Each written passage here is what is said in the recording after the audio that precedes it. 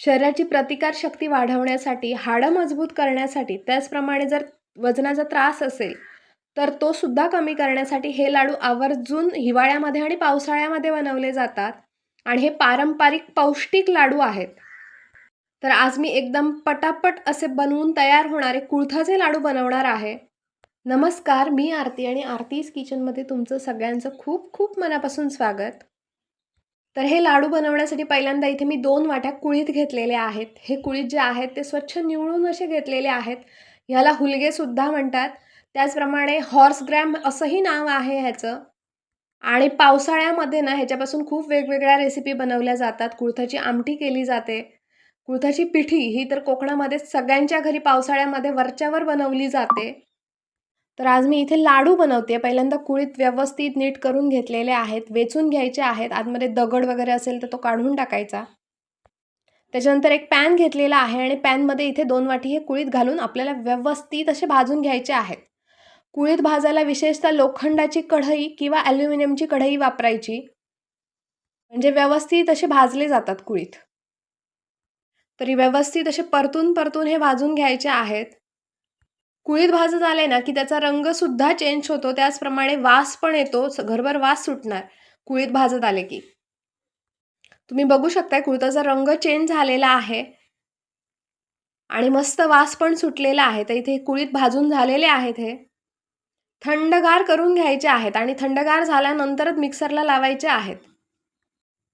तर इथे मस्त थंड झालेले आहेत कुळीथ आणि हे मिक्सरच्या भांड्यामध्ये मी लावून घेणार आहे.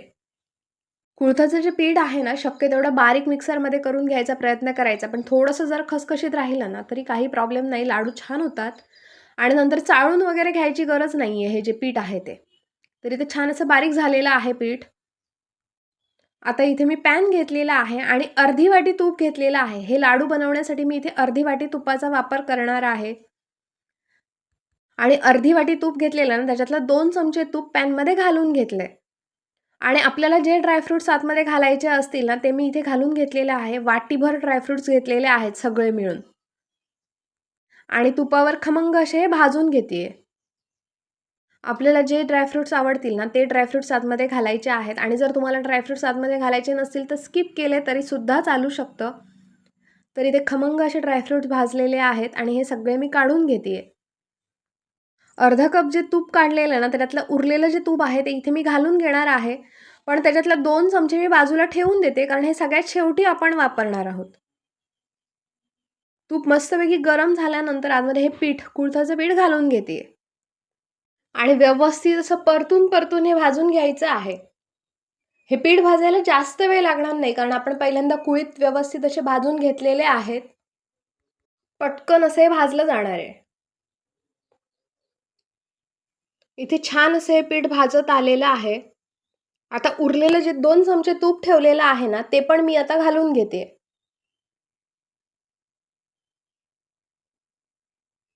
आणि आता 5 मिनिटं फक्त परतून घ्यायचं आहे हे. छान असा वास पण सुटलेला आहे. आता आतमध्ये इथे मी सुकं खोबरं घालून घेतेय. तर 1 वाटी खोबरं घेतलेलं आहे. किसलेलं नारळाचं खोबरं आहे. आणि हे आता 5 मिनिटं भाजून घ्यायचं आहे. म्हणजे खोबरं पण खमंग असं भाजलं जाईल आणि आपले लाडू टिकायला मदत होईल. ऑलरेडी सुकं खोबरं आहे, त्यामुळे पटकन असं खराब होत नाही ते. ते छान असं परतून घेतलेलं आहे. व्यवस्थित असं खोबरं पण भाजलेलं आहे.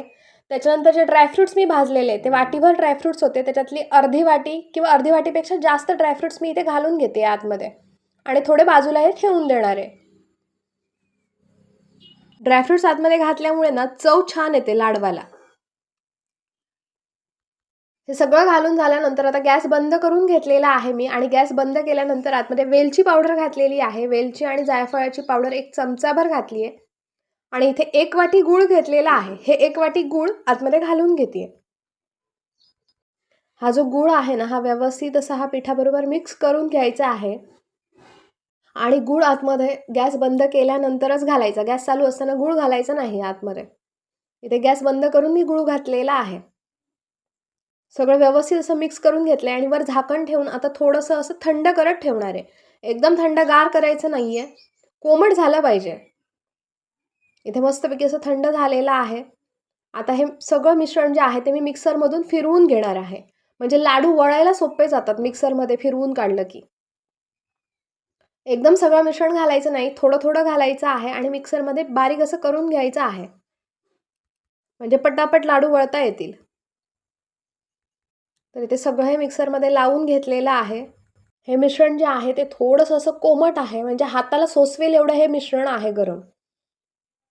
आता आतमध्ये उरलेले जे ड्रायफ्रुट्स आहेत ना, हे पण मी घालून घेते आणि इथे सगळं मिक्स करून लाडू वळायला घ्यायचे आहेत.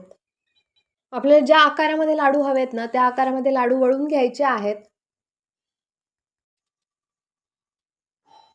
आणि मिक्सरमध्ये फिरवल्यामुळे काय होतं, पटापट असे हे लाडू वळले जातात. जास्त कष्ट करावे लागत नाहीत लाडू वळायला. हे जे लाडू आहेत ना, हे पावसाळ्यामध्ये शरीराला उबदार आणि ऊर्जा देण्यासाठी बनवले जातात आणि पारंपरिक आणि पौष्टिक असे लाडू आहेत.